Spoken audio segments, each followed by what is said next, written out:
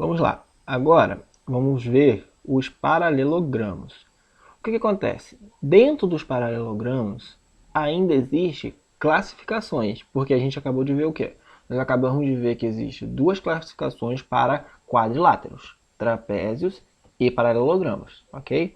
Só que dentro de paralelogramas, nós iremos ver mais três tipos possíveis, que são os paralelogramas notáveis.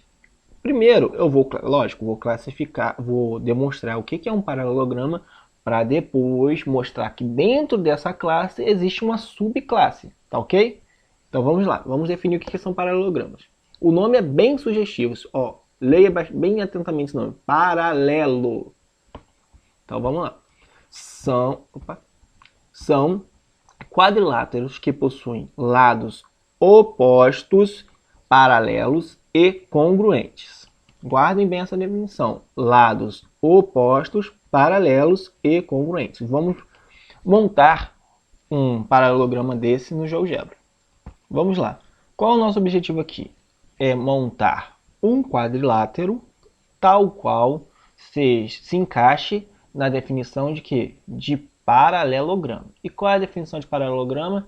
Que tem lados opostos paralelos, tá ok? Então, como sempre, eu vou começar por retas. Vamos aqui em retas, né, no terceiro ícone, retas, e vou criar uma reta aqui qualquer aqui, certo? Perfeito? Na sequência, eu vou criar uma reta aqui também. Pronto. O que eu fiz? Eu criei duas retas. Como vocês podem ver, se elas se cruzam em um ponto, elas são o quê? Retas concorrentes. Então, elas não são retas paralelas. Concordam comigo? Tá ok. Agora eu vou vir aqui no nosso quarto ícone, retas paralelas. Por que o que diz um paralelograma? Um paralelograma são figuras com quatro lados que têm lados opostos paralelos, certo? Então eu vou pegar esse segmento de reta aqui AC, né, essa reta AC, e vou fazer uma reta, né, paralela, porque o que nossa ferramenta faz? Ela faz retas paralelas. Então eu vou fazer uma reta paralela exatamente aqui. Tá ok? Então eu já posso garantir que esse lado é paralelo a esse. Todo mundo concorda? Ainda não tem um polígono, porque um polígono é uma figura fechada. Vamos lá. Agora eu vou clicar aqui para poder, né, fazer uma outra reta paralela. Uma reta paralela ao lado AB. Então eu vou aqui no terceiro ícone, no quarto, perdão, retas paralelas, e vou vir aqui. Clicando aqui, logo ele vai me dar uma reta paralela à reta que passa por A e B. Então eu venho aqui e criei. Logo, o que a gente pode garantir? Que este lado é paralelo a este lado, certo? Todo mundo concorda comigo? Ah, professor, o que é paralelo? Lembre-se que paralelo são duas retas que nunca vão se encostar. Então a reta que passa em C e passa ao mesmo tempo em A, ela nunca vai tocar com a reta que passa em B. E eu vou criar um outro ponto aqui, só um minutinho, para a gente ter essa definição mais clara. Vou aqui, vou clicar aqui, aqui e aqui, vai me dar o ponto ali no meio. Pronto. Agora, vamos lá, voltando. Então a reta que passa por CA nunca vai encostar na reta que passa por DB, certo? E qual é a outra definição de reta paralela que a gente tinha falado também? Que a distância entre elas sempre será a mesma. Se eu pegar um segmento de reta que saia daqui e vem até aqui, é o mesmo tamanho do segmento de reta que sai de A e vai até B, correto? Todo mundo concorda comigo? Alguma dúvida? Da mesma forma vai acontecer para as retas que saem de D e vai até C. Da reta que sai de D passa por C e da reta que passa por B e passa em A. Essas retas nunca vão se encostar, porque são retas paralelas, tá? Agora eu vou fazer aqui, para tirar essas retas suporte, né, eu vou fazer só o nosso segmento de reta aqui para ficar um quadrilátero bonitinho aqui para a gente poder estudar melhor.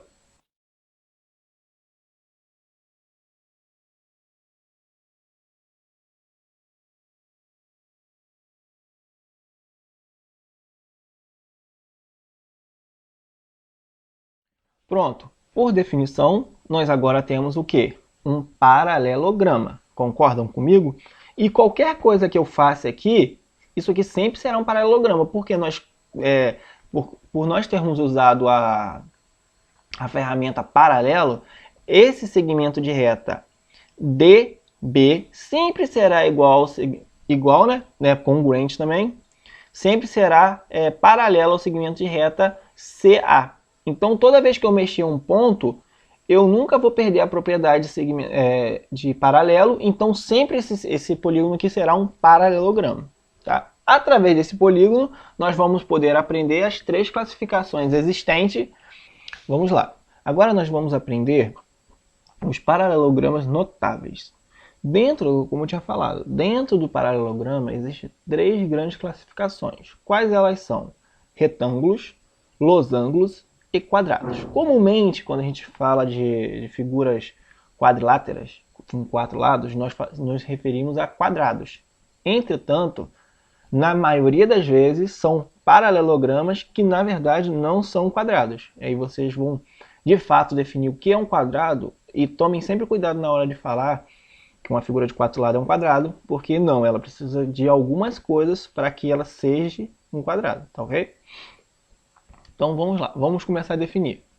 Retângulos possuem par de lados paralelos com os ângulos internos iguais a 90 graus. Vamos dar uma conferida no GeoGebra. Então, o que nós acabamos de descobrir? Que para um paralelograma ser um retângulo, nós precisamos que os ângulos internos dele sejam igual a quanto? Isso aí, 90 graus. Todos os ângulos têm que ser igual a 90 graus. Concordam comigo? Foi o que a gente acabou de definir? Então eu vou marcar aqui os ângulos para a gente poder achar, de fato, um retângulo. E discutir um pouco mais sobre ele e suas propriedades.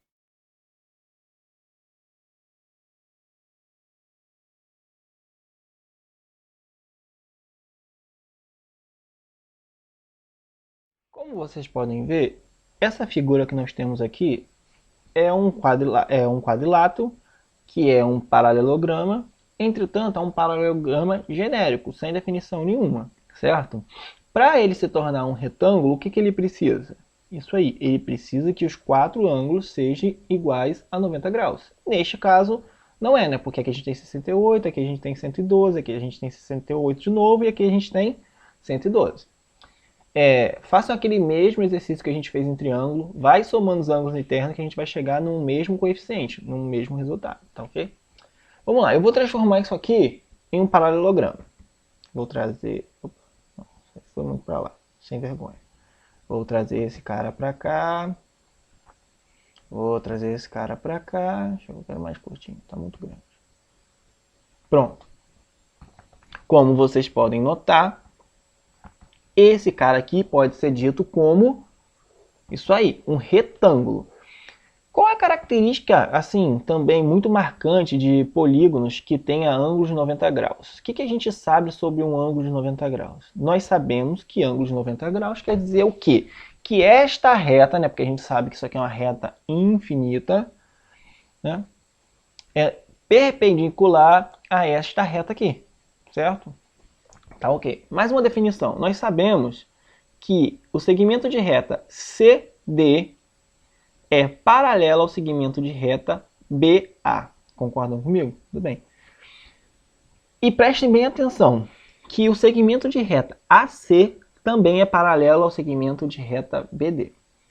Vocês notaram que quem está limitando o segmento... Primeiro, desculpa. A gente sempre sabe que a distância entre os segmentos de retas paralelos são o mesmo, certo? Então eu vou pegar a nossa aqui distância e vamos confirmar a distância entre esse segmento de reta e esse. Notem que o segmento de reta BD tem 4 unidades medidas, correto? O que eu posso garantir para vocês? Por essa reta ser paralela a essa e ela está sendo restrita, né? Ela está dentro de um pedaço entre retas paralelas, né? Porque a gente acabou de falar que essa reta é paralela a essa, né? E essa paralela a essa. Por ela estar dentro de retas paralelas, eu tenho total certeza que essa reta é igual a essa. Então, o que a gente pode tirar daqui também? Que sempre que nós tivermos um polígono, né? Polígono, que seja um retângulo, nós teremos retas... calma aí. Nós teremos retas congruentes, retas de mesmo comprimento. Concordam comigo? Eu vou fazer aqui o segmento de A até C. Então, nós temos que AC também vale 4, correto? Então, isso é uma garantia que a gente tem também, é uma definição. E o mesmo vale para o segmento CD e para o segmento AB. Esses segmentos opostos, esses pares de segmentos opostos, sempre serão congruentes. No caso, AC é congruente a BD e o segmento de reta CD é congruente ao segmento de reta AB. Vamos confirmar isso? Vamos lá. Então, eu vou clicar aqui e vou clicar aqui. Notem, deu 7 unidades de medidas. Então, por definição, que a gente acabou de conversar agora, este lado aqui também vai ter 7 unidades de medidas. Será? Vamos ver então.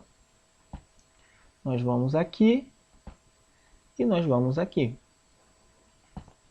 Logo, nos deu também 7 unidades de medida. Então, nós podemos dizer que em um quadrilátero,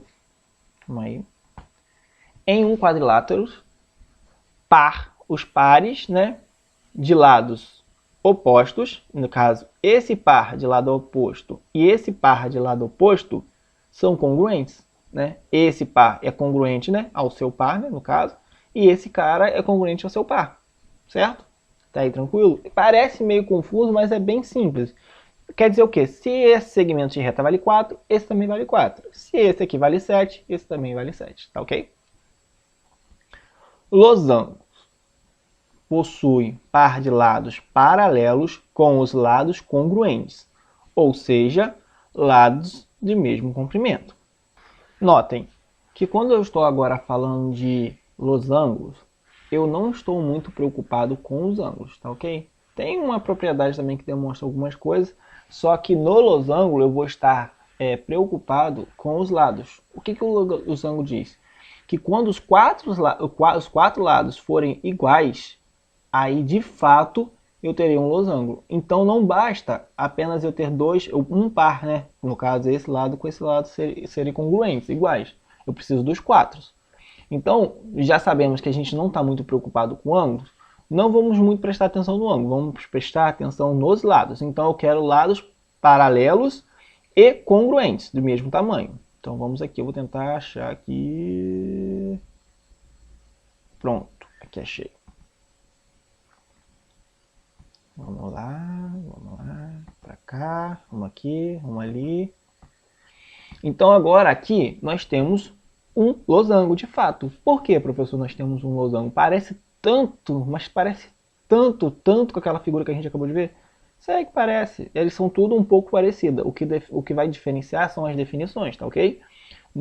Para ser um losango, todos os 4 segmentos de reta, os 4 lados, têm que ter o mesmo valor, serem congruentes. Então, o segmento de reta CA vale 4. O segmento de reta AB vale 4. O segmento de reta BD vale 4. E o segmento de reta CD vale 4. Logo, isso é um losango. Até aí tudo bem? Beleza. Agora a gente pode conversar um pouco mais. Lembre-se, se são retas, toda essa reta é paralela a essa, então logo esse segmento de reta é igual a esse. Daí a gente já sabe. Agora observe bem a questão do ângulo. Sempre em um losango, os ângulos opostos, né? Esse ângulo que está de frente para esse. Então esse ângulo aqui que está no vértice B e esse ângulo que está no vértice C, eles são iguais. Vocês estão percebendo isso? Esse ângulo beta é igual a esse ângulo aqui, que eu esqueci o nome desse ângulo aqui. Vai me desculpar. Então esse ângulo vale 76, esse aqui também vale 76. Conforme os outros dois ângulos opostos. O ângulo que está no vértice A e o ângulo que está no vértice D são iguais. Essa é uma propriedade também muito utilizada dentro do paralelo, do paralelograma, no caso, o losango, tá ok? E para finalizar, quadrados. O que é um quadrado? Um quadrado é uma junção de losango com retângulo. Porque, vejam, eu deixei bem explícito na definição. Possuem par de lados paralelos com ângulos internos iguais a 90 graus, como vocês percebem, isso aqui vem do retângulo. E com lados congruentes, ou seja, lados de mesmo comprimento. esse aqui vem do losango, entendeu? Então, para ser um quadrado, de fato, ele precisa ser um retângulo e um losango. Olha como que isso é lindo na matemática. Então, agora nós temos que, além de achar os 4 lados iguais, nós temos que ter os 4 ângulos iguais. Isso nos remete a qual definição, novamente? Isso aí, isso nos remete a quando a gente está falando de polígonos regulares, que são todos os ângulos iguais, todos os lados iguais. Então vamos aqui procurar aqui para a gente achar algo bonitinho, que fique bonitinho, que seja um quadrado. Vamos lá, quadradinho, pronto, aqui ó. Ficou meio pequenininho aqui, mas tá bom, dá para enxergar. Como vocês podem ver, definição de retângulo tem que ter os 4 ângulos igual a 90 graus. Então a gente pode dizer que isso aqui é um retângulo? Pode. Definição de losango. Os 4 lados têm que ser iguais. Nós podemos definir isso aqui como losango? Podemos. Isso aqui também é um losango.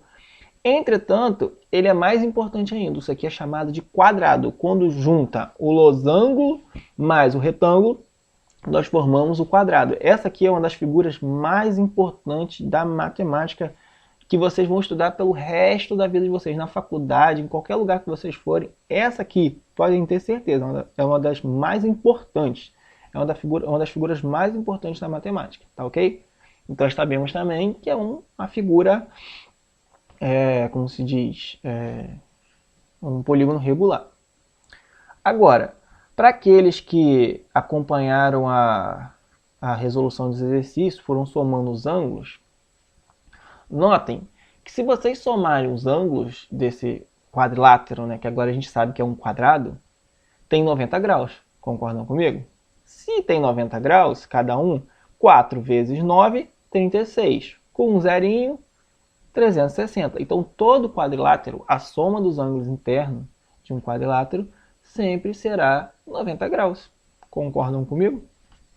Então, independente do quadrilátero que seja, ele sempre terá a soma dos ângulos internos igual a 360 graus. Aí eu vou perguntar para alguns e vamos ver se eu tenho alguma resposta. Como que eu posso dizer isso? Como que eu posso confirmar isso de uma forma genérica sem usar um quadrilátero assim, bonitinho? Como que alguém tem alguma perspectiva, alguma forma, ou lembra de algum outro, uma outra forma de demonstrar isso? Se vocês pararem e lembrarem do que a gente tinha acabado de fazer ontem, nós descobrimos que a soma interna de um triângulo vale quanto? 180 graus, certo? Gravem essa informação. Eu vou vir aqui e vou fazer um segmento de reta, aqui. Deixa eu tirar esses carinhas daqui. Vamos ver o que vocês lembram da definição de ontem. Lembra da definição de ontem? Que todo triângulo, olhem só para esse triângulo aqui, ACB, certo? Só esse triângulo aqui. Todo triângulo, a soma interna dos ângulos de um triângulo vale quanto? 180 graus. E em um quadrilátero, quando nós fazemos uma diagonal, que o nome desse elemento aqui é diagonal, o que acontece? Dentro de um quadrilátero existem 2 triângulos, sempre haverá, quando você traçar uma diagonal. Portanto, se nesse triângulo vale 180 graus a soma interna dos ângulos, e nesse triângulo vale 180 graus, quando nós somarmos 180 mais 180, 360. Esse é um modo de você achar a soma interna de qualquer polígono. Qualquer polígono de n lados, se você traçar as diagonais, você vai ter n triângulos, muitos triângulos, e basta você multiplicar 180 vezes a quantidade de triângulos. Aí você sabe a soma interna de qualquer polígono. Tá ok? Isso é só um modo de curiosidade. Mas o que vale pra gente é que um quadrilátero, a soma interna dos ângulos de um quadrilátero é 360. De um triângulo, 180. Tá ok?